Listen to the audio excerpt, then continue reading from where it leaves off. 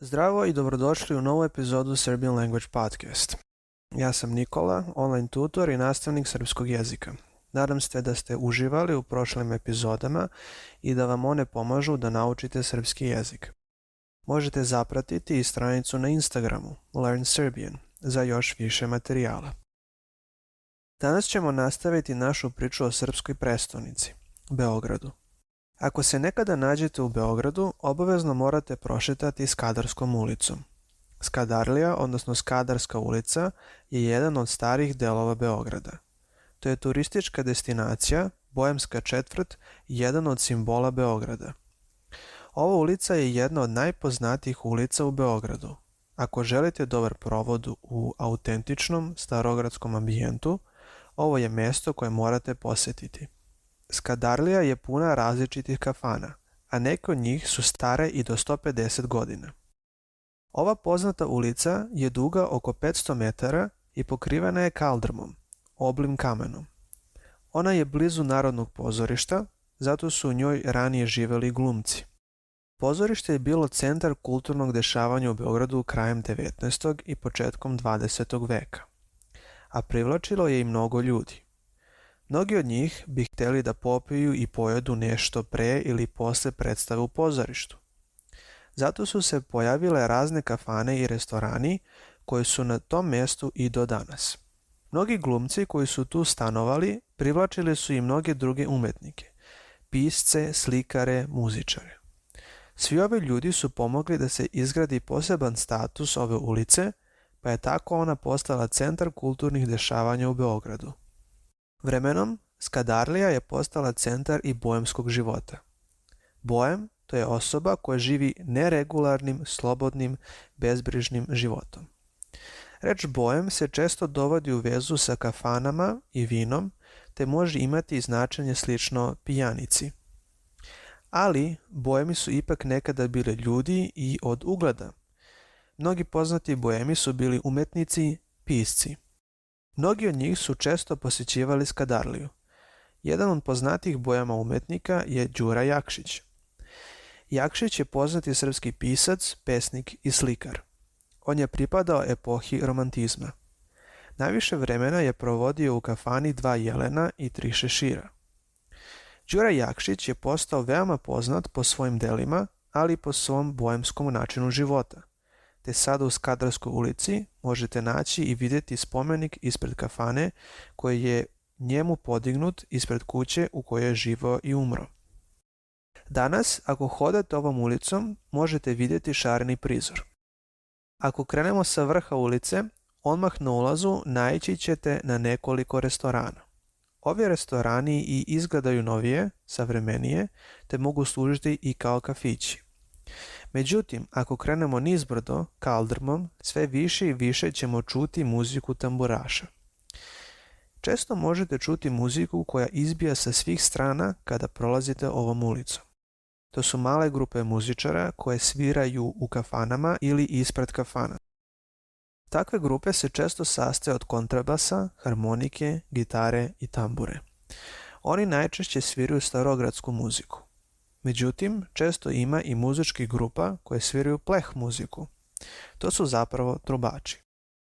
Ako se dešava neko veselje u Skadarliji, obavezno će biti trubača, te zastanite i poslušajte vesele zvuke pleh muzike. Ako nastavite dalje, naići ćete na deo sa stepenicama koji služi kao zvanični ulaz u najstariji deo ove ulice. Svuda okolo čuje se muzika i zveckanje tanjira. Miris hrane i cveća lagano se širi vazduhom. To je magija Skadarlije. Verovatno ćete se naći u nedoumici koju kafanu posjetiti. Evo nekih najpoznatijih. Zlatni bokal, Dva jelena, Šešir moj, Putujući glumac, Tri šešira, Skadarski boem. Koji god da odaberete, nećete pogrešiti. Uđimo na primjer u najstariju kafanu u Skadarliji, Tri šešira. Ova kafana je otvorena 1864. godine, a pre se na tom mjestu nalazila radionica za pravljenje šešira, šeširnica, koja je kao logotip imala 3 nacrtana šešira. Ova kafana je postala centar noćnog i kulturnog života početkom 20. veka. Nju su posjećivali mnogi srpski pisci i umetnici. Kao da je stala u vremenu. Izgleda gotovo isto kao ranije. Niska tavanica sa gredama, stari prozori i vrata, male sobe, stari namještaj, sve to daje veoma prijatnu, autentičnu sliku starih vremena. Hajde da vidimo cenovnik, u slučaju da želimo nešto popiti ili pojesti. Hladno predjelo 3 šešira, 680 dinara. Karađorđeva šnicla, 1050 dinara. Srpska salata, 300 dinara. Hleb somun, 80 dinara. Čaša belog vina, 260 dinara. Hajde da nastavimo naš obilazak malo južnije. Da li ste čuli za hram Svetog Save? Sveti Sava je bio sin srpskog vladara u ranom srednjem veku. On je jedna od najvažnijih ličnosti u srpskoj istoriji, bio je prosvetitelj i monah. Ovaj hram je podignut u njegovo ime. Hram se nalazi na Vračaru, maloj opštini u srcu Beograda. Vračar nije oduvek bio deo Beograda. Početkom 19. veka Vračar je bila oblast van teritorije grada. Beograd se od tada dosta proširio, tako da je Vračar trenutno u njegovom centru. Dakle, hram Svetog Save je izgrađen na Vračaru u centru Beograda. Ranije, Turci Osmanlije su kontrolisali Beograd. Veliki vezir Osmanskog carstva, Kodža Sinan Paša, je 1594. godine spalio mošti Svetog Save. Sve te mošti, to su posmrtni ostaci svetaca, telo svetaca posle smrti. Sinan Paša je spalio ove mošti Svetog Save na jednom brdu, na Vračaru, da bi razbio moral srpskom stanovništvu. Na tom mjestu danas se nalazi hram Svetog Save. To je velika građevina koja se vidi iz daleka, čim uđete u Beograd. Njena velika kupola vidi se iznad svih beogradskih zgrada, koje okružuju hram sa svih strana. To je veoma zanimljivo, zato što se obično ovakvi hramovi i ovakve građevine grade na udaljenim mjestima izvan grada. Hram je ogroman. To je jedna od najvećih pravoslavnih građevina na svetu. Visok je oko 80 metara, ima površinu od 4840 metara kvadratnih. U hramu može stati 10.000 ljudi. Ispod hrama nalazi se crkva Svetog cara Lazara. Izgradnja hrama počela je 1935. godine, a unutrašnjost hrama je završena 2020. godine. Hram se nalazi u velikom parku, a pored njega je i Narodna biblioteka Srbije. U hram se može ući sa 3 strane.